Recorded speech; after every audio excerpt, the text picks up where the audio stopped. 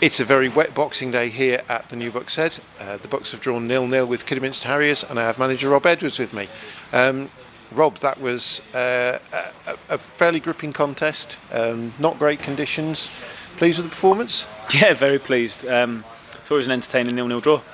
Thought both teams really tried to play considering the conditions, like you said. I thought the effort and the commitment of the players was brilliant.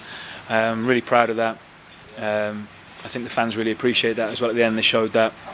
I thought it was a really good game, and I think we've got to keep those performance levels high like that now, like we have done over the last in the last few weeks when we have played, and because we know the performance then leads to the points, and we certainly had the performance today. We got a point.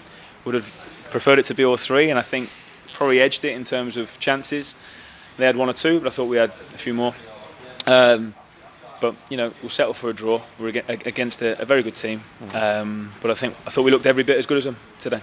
Okay, very pleased defensive solidity as well. That's the third game in a row where, for me anyway, we've looked, the equal of a side that's towards the top of the table. Yeah, we've had a tough three game run, and again, I thought today we were very good without the ball. The work rate, the commitment, the first and second balls, all that other side of the game that maybe goes unnoticed at times was really there. The lads at the back were great, from Jazz all the way through. But then the midfield were terrific in terms of winning those seconds and keeping us playing in the right areas of the pitch. And the front lads worked their socks off as well. So it was a team effort, as I always say that. It's no one unit or not one individual, but there was some excellent individual performances in there. But very pleasing to keep a clean sheet. And you made a couple of changes as well with Max Leonard and Elliot rested this afternoon on the bench, and in came, let me think, Henry Cowans and Anthony Dwyer. Yeah. Any particular thoughts behind those? Yeah, well, we changed the shape. Just thought it would suit the conditions and who we were up against, and I just wanted to, freshen things up a little bit as well. We played 3 days ago.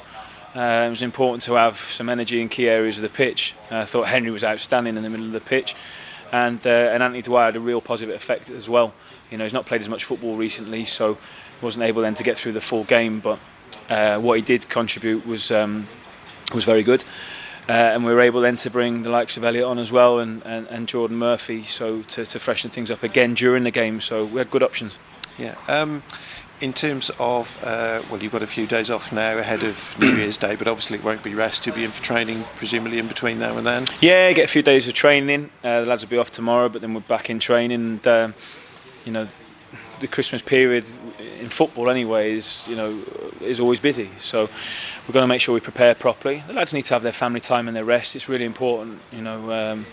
What's really pleasing as well, the performance level after, because we've not seen them from Brackley to today.